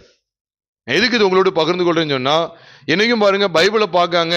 பைபிளை பார்க்க போலியான கிறிஸ்தவ மார்க்கத்துக்கு எப்படி தெரியுமா? ஏசப்பா நிறைய பவுன் நகை தருவாரு, வீடு பெரிய பெரிய வீடு கட்டி தந்துருவாரு, வேலை வாய்ப்பு தருவாருன்னு அப்படி பார்த்துக்கிட்டு இருக்கு. இந்த பைபிளை எப்படி பார்க்கறாங்க பாருங்க. பார்க்க வேண்டிய பிரகாரமாய் பார்க்கிறது இல்லை. அதனாலதான் ஒரே இடத்தை தான் 2 பேரும் பார்க்காங்க. ஒரே இடம் தான். என்ன நீங்களே பாருங்க, 4 திசையும் பார்க்க சொல்றாரு. அப்ப லோத்து பார்த்த திசை வராதா? 4 திசைக்குள்ள தான் லோத்து பார்த்த திசை இருக்கு. உண்மையே இல்லை. நீங்களே யோசிச்சு பாருங்க. நீ சொல்ற அழகா சொல்றாரு, உன் கண்களை ஏறெடுத்து நீ இருக்கிற இடத்திலிருந்து வடக்கையும் தெற்கையும் பாருங்க. அழகா சொல்றாரு. என்ன கூட நீங்க கவனிச்சுக்கலாம். வடக்கையும் தெற்கையும் கிழக்கையும் மேற்கையும் நோக்கிப்பார். இந்த 4 திசைகளுக்குள்ளதானே இவனும் போயிருப்பான், லோத்தும் போயிருக்கான். அப்படின்னா இன்னொருத்தம் தெரியுமா பிரியமானவர்களே? தேவன் பார்க்கிற பிரகாரமா நீங்கள் நானும் பார்க்கணும். அதுதான் புது உடன்படிக்கையினுடைய சபை. அப்போ போலி கிறிஸ்தவ மார்க்கமும் லோத்துவின் சந்ததியும் இதே பூமியில தான் இருக்கு. ஆபிரகாமின் சந்ததியும் இதே பூமியில தான் இருக்கு. ஆபிரகாமை விட்டு பிரிந்து போன, பலிபீடத்தை விட்டு பிரிந்து போன, பலிபீடமே வேண்டாம், இந்த உலகம் தான் எனக்கு வேணும், பலிபீடம் எனக்கு வேண்டாம், பழைய மனுஷன் அடிக்கப்பட்டான், மாம்சம் எல்லாம் கலைந்து போடப்படுகிறது, மாம்சத்தின் இச்சைகள் எல்லாம் பூஜ்யமாகிறது, அப்படிங்கிற அந்த பலிபீடம் எல்லாம் வேண்டாம்னு சொல்லி உலகமே எனக்கு வேணும், மாம்சத்தான் எனக்கு முக்கியம் சொல்லி அப்படி சோரம் போன ஒரு மார்க்கம் அங்க இருக்கு. அதனாலதான் கடைசி காலத்துல கூட விழுந்தது பாபிலோன் விழுந்ததுன்னு சொல்லி, மகா பாபிலோன் விழுந்ததுன்னு சொல்லி சொல்றாரு. அப்ப பாருங்க, அதுவும் இந்த பூமியில தான் இருக்கு. உத்தமமான சபை எங்கதான் இருக்கு? இந்த பூமியில தான் இருக்கு. ஆனா ரெண்டு, பாபிலோனுடைய பார்வை வேற, சபையினுடைய பார்வை வேற. பாபிலோனுடைய நோக்குதல் வேற, சபையினுடைய நோக்குதல் வேற. இங்கே நாலா பக்கம் தான் காமிச்சு கொடுக்கிறாரு. லோத்துடைய பகுதி அங்க வெளிப்படுது, இல்லைன்னு சொல்லல, ஏதோ ஒரு திசை தானே. ஏன்னா அவன் பாருக்கு, கிழக்கு பிரயாணம் பட்டு போனான்னு போட்டிருக்கு 11ஆம் வசனத்துல. சாமுவேல் மீதும் தொழுது தெரிந்து கொண்டு கிழக்கே பிரயாணப்பட்டு போனான். அப்ப கிழக்கு பக்கமா போயிட்டான். கிழக்கு இவர் பார்க்க சொல்றாரா, பார்க்க சொல்லலையா? இவரும் கிழக்க பார்க்க சொல்றாரு. அதனாலதான் நீங்க கவனமா இருக்கணும். கிறிஸ்து அங்கே வெளிப்படுவார். அந்த வாக்குத்தத்தம் நிறைவேறணும். ஆபிரகாமுக்கு சொல்லப்பட்ட அந்த வாக்குத்தத்தமான வார்த்தை என்ன? குறித்த காலத்தில் வருவே, அப்பொழுது சாரால் ஒரு குமாரனை பெறுவாள். அதுதான் அங்க சொல்லிக் கொடுக்கிறாரு. உன் சந்ததியை பூமியின் தூளை போல பெருக பண்ணுவேன். 16ஆம் வசனம், 17ஆம் வசனம், 18 எல்லாத்தையும் பார்க்கும்போது அங்க வேதம் தெளிவா சொல்லுது. 14, 15, 16, 17 வரைக்கும் பாருங்க. ஆண்டவர் உன் சந்ததிக்கு இதை கொடுப்பேன், பெருக பண்ணுவேன். உன் சந்ததி, உன் சந்ததி, உன் சந்ததி, அழகா சொல்லுவார். உன் சந்ததிக்கு நான் கொடுப்பேன், உனக்கு உன் சந்ததிக்கும் தருவேன். அந்த சந்ததி கிறிஸ்துவே. கிறிஸ்துவின் சாயலை நீ பாரு அப்படின்னு சொல்லி கொடுக்கிறார். இந்த பூமியில தான் நம்மளும் வாழ்றோம். போலியான சபைகள் இருக்கிற இதே பூமியில தான் உத்தம சபைகளும் வாழ்ந்து கொண்டிருக்கு. ஆனா நோக்கி பார்க்கிற விஷயத்துல அது தவறுகிறது. போலி திருச்சபை தவறுகிறது, போலி ஊழியக்காரர்கள் தவறுகிறார்கள். இதே பூமியில தான் வாழ்றோம். நம்முடைய கண்ணோக்குதல் எப்படி இருக்கு? உத்தம சபைகளுடைய கண்ணோக்குதல் எப்படி இருக்கிறது? போலி சபைகளுடைய கண்ணோக்குதல் எப்படி இருக்குங்கிறத நீங்கள் நான் அறியணும். ஏன் லோத்துவின் சந்ததி போலி சபைன்னு ஏன் சொல்றேன் தெரியுமா? பலிபீடம் இல்லாத இடத்தை நோக்கி தீவிரிக்கிற கூட்டம், பலிபீடத்தை வெறுத்து பலிபீடம் இல்லாத இடத்துக்கு போகிற கூட்டம் நிச்சயமாகவே போலியான கூட்டம். சிலுவை இல்லாத கிறிஸ்துவை ஆராதிக்கிறவர்கள் போலி மார்க்கத்தார். சிலுவை இல்லாத கிறிஸ்துவை ஆராதிக்கிற கூட்டத்தார் போலி கூட்டத்தார். எந்த சந்தேகமும் இல்லை. சிலுவை பற்றிய உபதேசத்துக்குள்ள வரும்போதுதான் என்னுடைய எல்லா மாம்சத்தையும் நான் கலைந்தெறியணும், என்னுடைய எல்லா பாவங்களும் அங்கே நிவர்த்தியாய் இருக்கிறது, பாவமில்லாத பரிசுத்த வாழ்க்கை வாழும்படிக்கு அவர் தம்மையே பலியாய் ஒப்பு கொடுத்தார். இதெல்லாம் நமக்கு வெளிச்சமாய் வெளிப்பட்டுக்கிட்டே இருக்கும். லோத்து பலிபீடமுள்ள இடத்தை நிராகரித்து பலிபீடம் இல்லாத, ஆனால் அவனுக்கு சாதகமான, அவனுடைய மாம்சத்தை குளிர பண்ணக்கூடிய, உலகத்தின் இச்சைகளை விரும்பக்கூடிய ஸ்தலங்களை நோக்கி அவன் கடந்து போய்கிட்டு இருக்கிறான். பிரியமானவர்களே, நாம் இங்கே பார்க்கிற அருமையான வெளிச்சம் என்ன தெரியுமா? அவரும் இந்த பூமியை பார்க்க சொல்ல, நம்மளும் பாருங்க. இந்த பூமியை பார்க்கும்போது அது மேல ஆசை வர மாட்டேங்குது.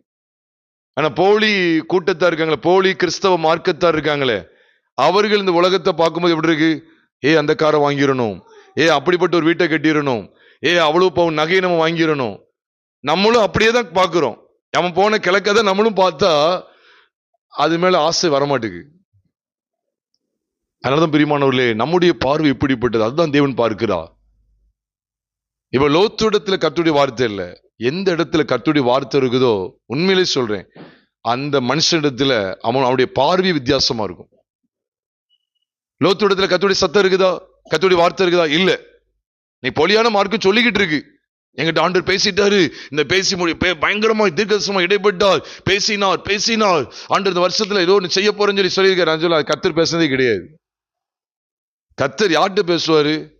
இந்த உலகத்தின் இச்சைகளை நாடிக்கொண்டிருக்கிற பெயர் கிறிஸ்தவர்கள் என்று சொல்லப்படுகிற போலியான சபையார்ட்டே பேச போறாரு? அங்க கர்த்தருடைய சத்தம் இல்லை அப்படிங்கிறத இங்க திட்டவட்டமா ஆண்டவர் காண்பிக்கிறார். அவர்களை தேவன் அனுப்பவில்லை, அவர்களை தேவன் அங்கீகரிக்கவில்லை. பாருங்க, யாரோடு பேசுகிறார்? மாம்சத்தையும் உலகத்தையும் பலிபீடத்தின் மூலமாய் பூஜ்யமாக்கி கொண்ட ஆபிரகாமிடத்துலதான் கர்த்தருடைய சத்தம் வெளிப்படும். உண்மைதானே? லோத்து தன் மாம்சத்தை மேலோங்க பண்ணி, அப்ப நான் தீர்மானிக்க முடியுமா? நான் தீர்மானிச்ச ஒரு காரியத்தை, ஆமா எனக்கு உரிமை இருக்கு, ஆபிரகாம் எனக்கு மூத்தவர் இல்ல, ஆபிரகாம் எனக்கு ஒரு விதத்துல சித்தப்பா கணக்கு, சித்தப்பாவோ மாமாவோ ஏதோ ஒண்ணு, எனக்கு அப்படிப்பட்ட ஒரு உறவு இருக்கு, அவர் மூலமா தான் நான் வந்தேன், அவர்கிட்டயே கேட்காம எதுவும் செய்யலாமா? உரிமை இருக்குதா? அப்ப நான் மாம்சத்துல எலும்புறேன்னு சொல்லி மாம்சத்துக்கு இடம் கொடுத்தான். உலகத்தின் ஆசாபாசங்களை பார்க்க ஆரம்பித்தான். இந்த ரெண்டுக்கு இடம் கொடுத்து சோரம் போனபடினாலே கர்த்தருடைய வார்த்தை, கர்த்தருடைய சத்தம் அவனில் வெளிப்படவே இல்லை. யாருக்கு இந்த கர்த்தருடைய சத்தம் வெளிப்படுகிறது? மாம்சத்தை. நான் பெரிய ஆள் கிடையாது, நீ எதனாலும் தீர்மானிக்கலாம், நீ தீர்மானிக்கிறதுக்கு நான் இசைந்து போகிறேன், எனக்கு எல்லா உரிமை இருக்குன்னு சொல்லி நான் உரிமை பாராட்ட போகிறதில்லை. மாம்சத்தை விட்டு, மாம்சத்தினுடைய காரியங்களிலே பூஜ்யமாகிவிட்ட, உலகத்தை பார்த்து எல்லாத்தையும் அனுபவிக்க போகிறேன்னு சொல்லி உலகத்துக்கும் இடம் கூடாத, பலிபீடமே போதும் என்று சொல்லி, கர்த்தரே போதும் என்று சொல்லி கர்த்தரை சார்ந்து கொண்டிருக்கிற இந்த ஆபிரகாம் இடத்துலதான் உண்மையாகவே கர்த்தருடைய வார்த்தை வெளிப்படுகிறது. நம்மையும் கூட தேவ சமூகத்தில் அர்ப்பணம் செய்து பாருங்க. அதனாலதான் 18ஆம் வசனத்துல ஆண்டவர் பேசின உடனே எங்க போறான் பாத்தீங்களா? அப்பொழுது ஆபிராம் கூடாரத்தை பெயர்த்து கொண்டு போய் எபிரோனில் இருக்கும் மம்ரேயின் சமபூமியில் சேர்ந்து குடியிருந்து அங்கே கர்த்தருக்கு ஒரு பலிபீடத்தை கட்டினான். எபிரோன்கிறது அடைக்கல பட்டணத்துல ஒன்று. பிற்காலத்தில் நம்ம எல்லாருக்கும் தெரியும், யோசுவா 20ஆவது அதிகாரத்திலே சொல்லப்பட்டிருக்கிறது. அப்ப அந்த அடைக்கல பட்டணத்துல அங்குள்ள பூமியில குடியிருந்து அங்கே கர்த்தருக்கு ஒரு பலிபீடத்தை கட்டினானோ. எபிரோன்கிறது அடைக்கல பட்டணம், அது கிறிஸ்துவுக்கு அடையாளம். கிறிஸ்து நமக்கு அடைக்கலம் என்பதை அறிந்து கொள்ள வேண்டும். கர்த்தருக்கு ஒரு பலிபீடத்தை கட்டினானோ. உண்மையிலே சொல்லட்டுமா பிரியமானவர்களே, கர்த்தர் உண்மையாகவே நம்மோடு பேசுகிறார் என்று சொன்னால் நம்முடைய வாழ்க்கையிலே பலிபீடம் ஏற்படுத்தப்படும். கர்த்தர் நம்மோடு பேசவில்லை என்று சொன்னால் பலிபீடத்திற்கு அங்கு இடமே கிடையாது. அதனாலதான் போன முதல் காட்சி எகிப்திலிருந்து அவன் பலிபீடத்தை நோக்கி போகிறதான் ஆதியாகமத்தின் புஸ்தகம் 13 துவக்கத்துல பார்க்கிறோம். இதே ஆதியாகமத்தின் புஸ்தகம் 13 கடைசி பார்க்கிறோம். மீண்டும் பலிபீடத்தை நோக்கி தான் போகிறான். என் வாழ்க்கை A to Z எல்லாம் பலிபீடத்தையே நோக்கி இருக்கிறது பிரியமானவர்களே. அவ கர்த்தர் பேசின உடனேயே அவன் எதை நோக்கி போறான் பாத்தீங்களா? பலிபீடத்தை நோக்கி தான் போகிறான். உண்மையிலே சொல்லட்டுமா, கர்த்தர் உண்மையாவே அவர் என்னோடு ஞாயிற்றுக்கிழமை ஆராதனையிலேயோ அல்லது புதன்கிழமை உபவாச ஜபத்திலேயோ அல்லது இது போன்ற புதன்கிழமை இரவு வேளையில் நடக்கிற பைபிள் ஸ்டடியிலேயோ தேவன் உண்மையாகவே நம்மோடு பேசுறார் அப்படின்னு சொன்னா எதுக்கு நேரம் கொண்டு வருவாரு? பலிபீடத்துக்கு நேரம் கொண்டு வருவார். நம்முடைய சுயத்தை சாக பண்ணுவார். நம்முடைய மாம்சத்தின் கிரியைகளை அழிவுக்கு ஒப்பு கொடுப்பார். அழிவுக்கு ஒப்பு கொடுக்கிற நம்முடைய மாம்சத்தின் கிரியைகள் அழிவுக்கு ஒப்பு கொடுக்கப்படுகிற இடம் பலிபீடமாகிய சிலுவை. அந்த இடத்துக்கு நம்மளை கொண்டு வருவார். தேவன் நம்மகிட்ட பேசல அப்படின்னா தீர்மானிச்சுக்கங்க, நம்ம மாம்சத்தின்படி தான் நடந்து கொண்டு இருக்கிறோம்னு அர்த்தம். அப்ப ஆபிரகாம் சந்ததி கிறிஸ்துவின் சந்ததி என்று பார்க்கிறோமே, அப்படி அர்த்தம் என்ன பாருங்க. ஆதி நாட்களில் கர்த்தர் ஜனங்களோடு பேசினார். தம்முடைய தாசர்களாகிய ஆதி அப்போஸ்தலர் மூலமாய் தம்முடைய வார்த்தைகளை, தம்முடைய சத்தத்தை ஜனங்களுக்குள்ளே தொனிக்க பண்ணினார். தொனிக்க பண்ணப்பட்ட அந்த சத்தத்தை கேட்ட எல்லாருமே சிலுவைக்குள்ளே கடந்து வருகிறார்கள், ரட்சிக்கப்படுகிறார்கள். சிலுவையில் கிறிஸ்து சிந்தின இரத்தத்தினாலே பாவ மன்னிப்பாகிய மீட்பை பெற்றுக் கொள்கிறார்கள். தங்கள் பழைய வாழ்க்கை கல்வாரி சிலுவையிலே மாண்டு போன காட்சியை பார்க்கிறார்கள். தங்கள் பாவ சரீரம், மாம்சத்துக்குரிய பாவ சரீரம் சிலுவையிலே கலைந்து போடப்பட்ட அற்புதமான காட்சியை பார்க்கிறார்கள். ஆக பிரியமானவர்களே, கர்த்தர் பேசினார் நீங்க ஒரு கூட்டம் சொல்லிக்கிட்டு இருக்கு. தயவுசெய்து விளங்கிங்க, கர்த்தர் பேசினாரு என்று அதை சொல்லி இருக்கிறாரு, இப்படி சொன்னார். நீங்க பாருங்க எவ்வளவு கூட்டம் பேசு பாருங்க. கர்த்தர் பேசினான்னு சொல்லி அவன் கூட பிறந்த சகோதரனை பேசாம இருக்கியே. எந்த கர்த்தர் உன்ட்ட பேசினாரு? கர்த்தர் பேசிட்டார் பிரதர், என் கர்த்தர் இடைப்பட்டார், கர்த்தருடைய சத்தத்தை தெளிவா கேட்டேன். மகனே, யார் இந்த மகன்? செல்வகுமார். யார் இந்த மகன்? செல்வகுமார். திரும்ப திரும்ப ஆண்டவர் காண்பிக்கிறார். ஒரு செட்டு போட்டு கர்த்தருடைய ஆலை ஊழியத்தை செய்து கொண்டிருக்கிறாயே, உனக்கென்று ஒரு பெரிய நன்மை வைத்திருக்கிறேன். கர்த்தர் பேசினா மாம்சம் பூஜ்யத்துக்கு வரும். கர்த்தர் பேசினா உலகம் பூஜ்யத்துக்கு வரும். எந்த கர்த்தரை சொல்லுகிறாய்? உடனே சகோதரி சொல்றாங்க, கர்த்தர் பேசினாரு, இந்த வருஷத்துக்கு கடைசியில வீடு தருவேன்னு சொல்லி இருக்கிறாரு, உனக்கு காடும் தருவார் சொல்லுவாங்க. வீடு போகுதுன்னு சொல்றது, காடு வாங்கிறது, வீடு போகுதுன்னு சொல்லுவாங்க. உனக்கு காடும் வரும். பிரியமானவர்களே, இதனாலதான் பிரியமான நிறைய சோர்ந்து போறாங்க. ஆபிரகாமின் சந்ததிக்குள்ளே தேவன் தமது சத்தத்தை தொனிக்க பண்ணுகிறார். கர்த்தர் ஒரு செய்தியில நம்மகிட்ட பேசுறார் அப்படின்னு சொன்னா நிச்சயமா சொல்றோம் பிரியமானவர்களே, அந்த சத்தம், அந்த வார்த்தை நிச்சயமாவே நம்மை பலிபீடமாகி சிலுவைக்கு நேராக கொண்டு வரும். அப்படி கொண்டு வரல அப்படின்னா, சுத்திகரிப்புக்குள்ள கொண்டு வராத பிரசங்கங்கள் அத்தனையும் கர்த்தரிடத்திலிருந்து வந்தவைகள் அல்ல, அது சாத்தான் இடத்திலிருந்து வந்தது.